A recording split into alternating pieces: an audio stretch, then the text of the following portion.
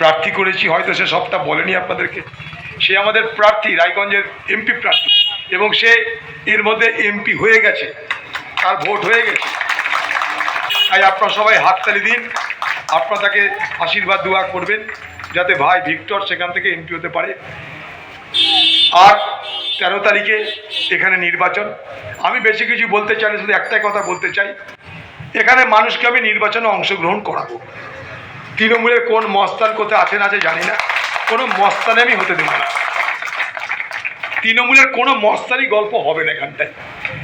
তৃণমূল ভরসা করেছিল এখানকার পুলিশের উপরে, করছে, এখনও করছে, তবে আমি তাদেরকে লড়তে দিব না, এদিক ওদিক করতে দেব না।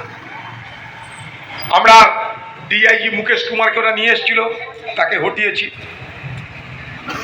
দাঙ্গা লাগানোর জন্য শক্তিপুরে পুলিশকে ব্যবহার করেছিল যাতে অধীর চৌধুরীকে ফাঁসানো যায়, কারণ ওদের আমার বিরুদ্ধে প্রচার একটাই।